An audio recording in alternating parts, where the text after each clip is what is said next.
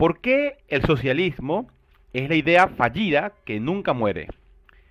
¿Qué le dirías a un chef aficionado que elaboró un pastel siguiendo cierta receta solo para que todos los que se comieran una rebanada se enfermaran inmediatamente después? Siendo un panadero muy entusiasta, hornea el mismo pastel por segunda vez, solo una semana después, siguiendo la misma receta de nuevo, pero esta vez con unos ligeros ajustes. Desafortunadamente, el resultado es el mismo. Todos los que comen el pastel pronto terminan enfermándose. El pastelero repite esto más de una docena de veces, siempre modificando un poco la receta, pero los ingredientes básicos siguen siendo más o menos los mismos. A pesar de que sus invitados terminan vomitando siempre, por supuesto, no puede ser de otra manera. El pastelero pronto se daría cuenta de que hay un gran problema con la receta y la botaría. Sin embargo, esto es exactamente lo que los socialistas han hecho. En los últimos 100 años ha habido más de docenas de intentos de construir una sociedad socialista. Se ha intentado en la Unión Soviética, Yugoslavia, Albania, Polonia, Vietnam, Bulgaria, Rumanía, Checoslovaquia, Corea del Norte, Hungría, China, Alemania del Este, Cuba, Tanzania, Benín, Laos, Argelia, Yemen del Sur, Somalia, el Congo, Etiopía, Camboya, Mozambique, Angola, Nicaragua y Venezuela, entre otros. Todos estos intentos han terminado en fracaso de diversos grados. ¿Cómo puede una idea que ha fracasado tantas veces, con diferentes variantes y en tantos entornos radicalmente distintos, seguir siendo tan popular? Esta es la pregunta central de este importantísimo libro del economista Christian Niemans, que trabaja en el Instituto de Asuntos Económicos de Londres. Llega a dar respuesta a su pregunta en una sola frase. Es porque los socialistas han logrado distanciarse exitosamente de esos ejemplos.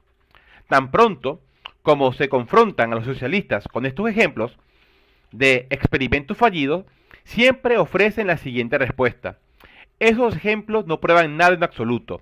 De hecho, ninguno de ellos es un verdadero modelo socialista. Sin embargo, durante el apogeo de la mayoría de estos experimentos socialistas, los intelectuales tenían una visión bastante diferente, como ilustra Nilbers con sus ejemplos. En el último ejemplo de las fallas del socialismo en Venezuela, que hace unos años fue aclamada por destacados intelectuales y políticos de izquierda como un modelo de socialismo del siglo XXI. En una manifestación en conmemoración a Hugo Chávez en Londres en marzo de 2013, por ejemplo, el actual líder del Partido Laborista Británico, Jeremy Corbyn, dijo: Chávez nos mostró que hay una forma diferente y mejor de hacer las cosas. Se llama socialismo. Tras su muerte, marcharemos hacia ese mundo mejor, justo, pacífico y esperanzador.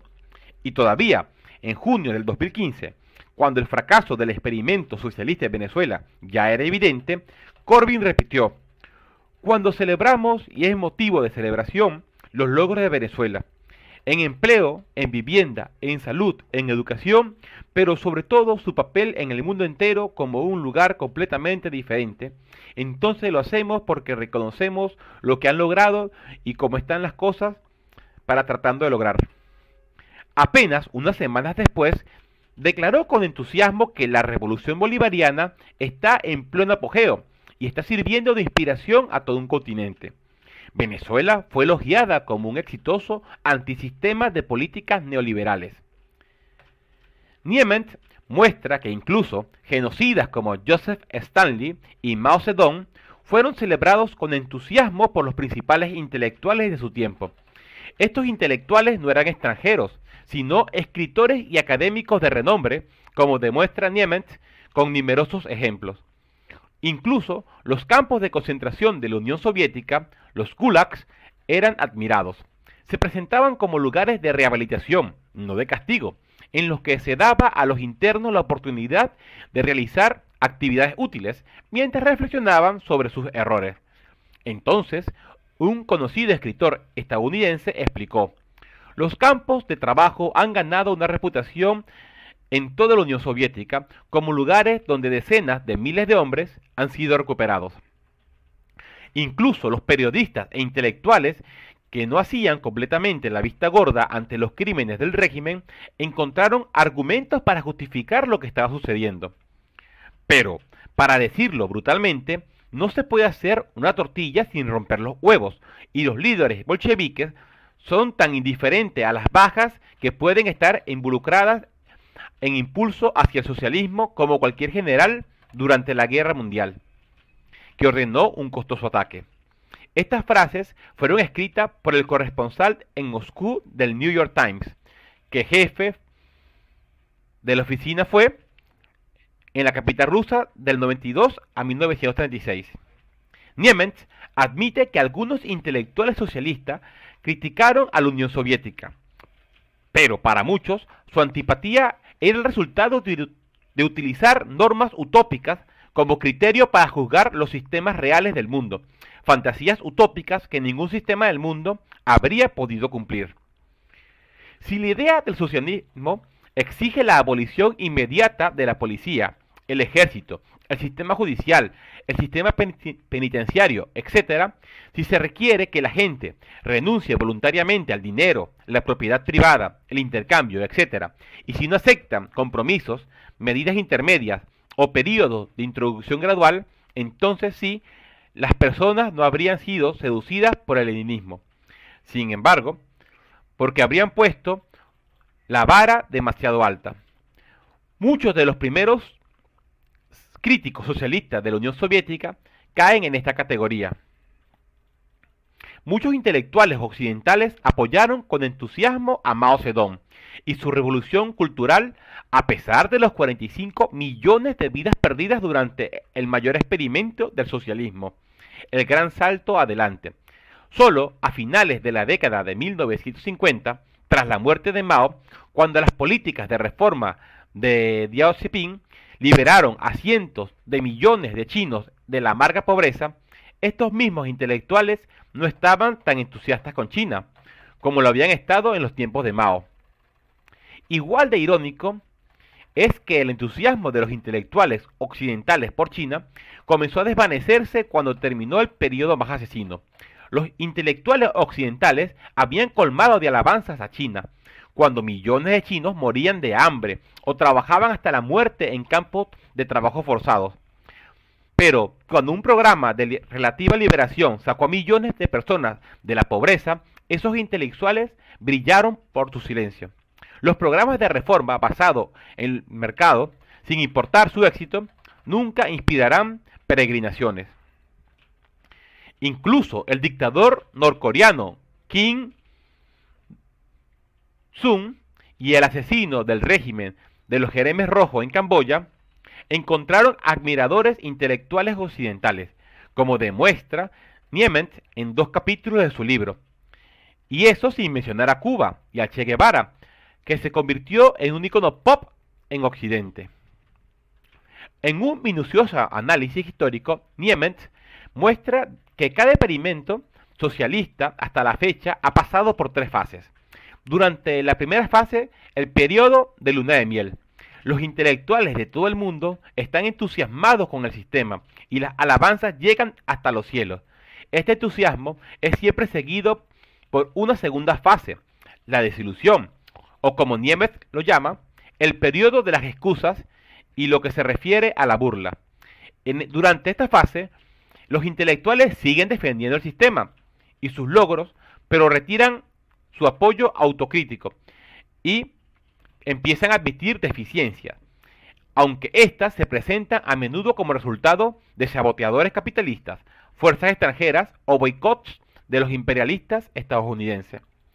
Por último, en la tercera fase, los intelectuales niegan que alguna vez haya sido una forma de socialismo, la etapa del no socialismo verdadero.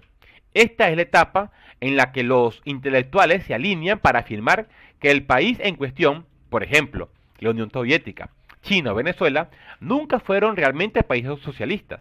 Sin embargo, según Niemetz, esta argumentación rara vez presenta durante la primera fase de un nuevo experimento socialista y se convierte en la opinión dominante solo después de que el experimento socialista ha fracasado.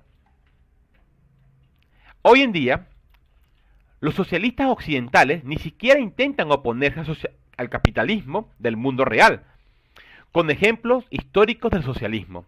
En su lugar, presentan argumentos basados en la vaga utopía de una sociedad justa. A veces citan como ejemplo al socialismo nórdico, es decir, la variante del socialismo que surgió en países como Suecia, aunque olvidan por completo que estos países nórdicos, tras haber aprendido de sus experimentos socialistas fallidos en los años 70, hace tiempo abandonaron la vía socialista. Hoy en día, a pesar de tener impuestos tan altos, no son menos capitalistas que, por ejemplo, Estados Unidos. En lugar del autor, habría tratado explícitamente el socialismo democrático, que también ha fracasado siempre miserablemente. Después de todo, las políticas seguidas por los socialistas en Gran Bretaña y algunos miembros destacados del Partido Demócrata de los Estados Unidos, a saber, una fiscalidad muy elevada para los ricos y un alto nivel de regulación estatal de la economía. Sin duda también se han visto antes en los países democráticos, entre ellos Suecia y Gran Bretaña, en el decenio de 1970. Pero incluso estos experimentos, a pesar de no terminar en un régimen totalitario o incluso en un genocidio, fueron catastróficos para la economía y condujeron a un obstinado descenso de la prosperidad. Los socialistas que critican el estalinismo y otras formas de socialismo real, el socialismo histórico, siempre falla en el análisis de las razones económicas de los fracasos de estos sistemas. Sus análisis atacan la escasez de derechos y libertades democráticas en todos estos sistemas, pero las alternativas que formulan se basan en una visión vaga de la democratización de la economía o el control de los trabajadores, que abarca todo. Niemetz muestra que estos son exactamente los mismos principios que inicialmente sustentaron los fallidos sistemas socialistas de la Unión Soviética y otros países. Cuando los socialistas contemporáneos hablan de una versión no autocrítica, no autoritaria, participativa y humanitaria del socialismo, no son tan originales como creen. Esa fue siempre la idea. Esto no es lo que los socialistas siempre han dicho. No es por falta de intentos que nunca ha resultado de esa manera. Este es un libro increíble y debería ser de lectura obligatoria en las escuelas y universidades, donde hoy en día reina el canto de los anticapitalistas. Niemetz argumenta con autoridad intelectual mientras sopesa diferencias y reúne gran cantidad de pruebas históricas que apoyan su tesis. Ningún otro autor ha logrado hasta ahora explicar de manera tan convincente por qué el socialismo ha seguido siendo tan atractivo hasta el día de hoy, a pesar de las agudas lecciones de la amarga experiencia histórica. En sus conferencias sobre la filosofía de la historia, el filósofo alemán Hegel observó: pero lo que la experiencia y la historia señalan es esto: los pueblos y los gobiernos nunca han aprendido nada de la historia, o se ha llevado sobre principios deducidos de ella. Puede que el veredicto de Hegel sea demasiado duro. Sin embargo, parece que la mayoría de la gente es incapaz de abstraer y sacar conclusiones generales de la experiencia histórica, a pesar de los numerosos ejemplos de políticas económicas capitales que han convertido a una mayor prosperidad, y el fracaso de todas y cada una de las variantes del socialismo que se han probado en condiciones en el mundo real. Muchas personas parecen todavía incapaces de comprender las lecciones más obvias.